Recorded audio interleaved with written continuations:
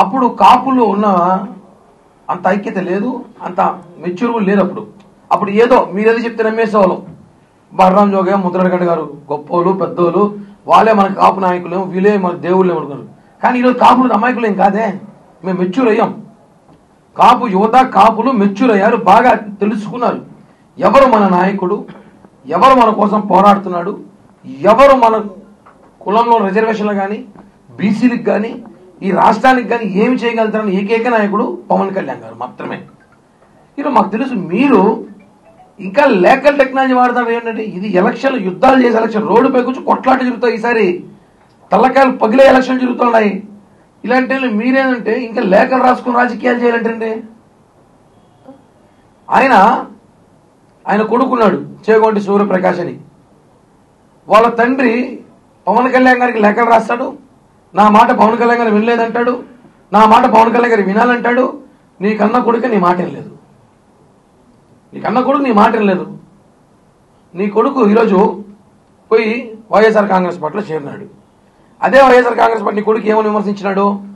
వైఎస్ఆర్సీపీలో క్వాలిఫై ఏంటంటే అండి, ఎంత పెద్ద దొంగడైతే అంత పెద్ద పదవి వస్తుంది, ఎంత బాగా కన్నాలు వేయగలిగితే అంత పెద్ద పదవి వస్తుంది. అంటే కన్నాలు వేసి అక్కడ బతికిన ఉడుకు కూడా అలాగే ఇవ్వాలి. ఆ రకంగా చేసిన వాడికి అక్కడ పెద్ద వైఎస్ఆర్సీపీలో క్వాలిఫై ఏంటంటే అండి, ఎంత పెద్ద దొంగడైతే అంత పెద్ద పదవి వస్తుంది. ఎంత పెద్ద దొంగ అయితే, ఎంత పెద్ద బేవార్స్ అయితే అంత పెద్ద పదవి వస్తుంది. వైఎస్ఆర్సీపీలో నాయకుడు విమర్శించినాడు. ఇప్పుడు నువ్వు ఎంత పెద్ద దొంగ, నువ్వు ఎంత వెదవు. ఇప్పుడు ఈరోజు వైఎస్ఆర్సీపీలు ఎందుకు పోయావు?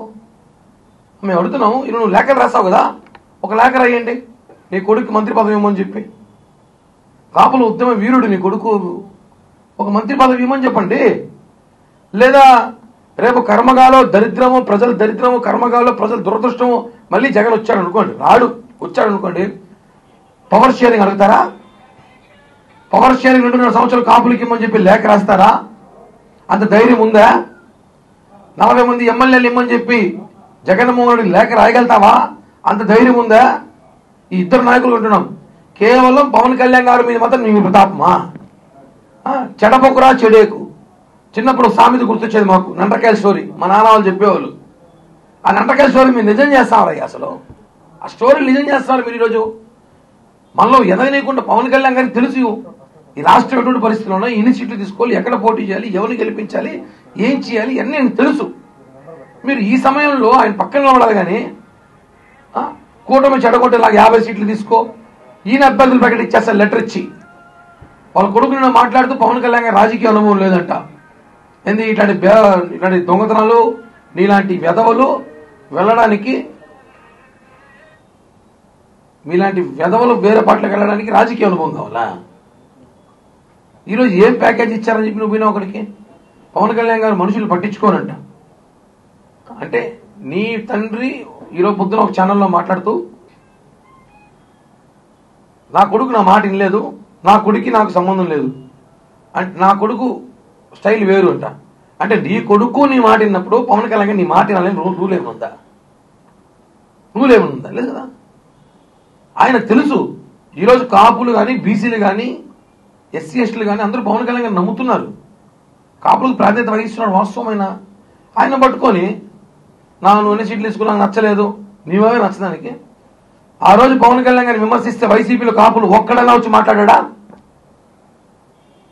పవన్ కళ్యాణ్ గారిని 2019 ముందు పవన్ కళ్యాణ్ గారి కుటుంబ సభ్యుల్ని, వాళ్ళ తల్లిదండ్రులను, వాళ్ళ పిల్లల్ని, బిడ్డల్ని మాట్లాడితే ఒక్క కాపు నాయకుడు ఎవడైతే ప్రేమలు అక్కడ రాస్తున్నాడో వీడు ఒక్కడన్నా మాట్లాడా? మీరు ఆ రోజు రాలేదు. ఇవాళ ఇదే వైఎస్ఆర్సీపీలో మంత్రులు పవన్ కళ్యాణ్ గారిని మాట్లాడుతుంటే ఒక్కడన్నా ప్రశ్నించినారు కాపుల్లో మంత్రులు? మీరంతా కాపు నాయకులు, కాపు సోదరులు. జనం అంత అమాయకులు కాదు. మీకు గౌరవం ఏదో వయసులో పెద్దవాళ్ళు గతంలో మంత్రులుగా చేశారు కాబట్టి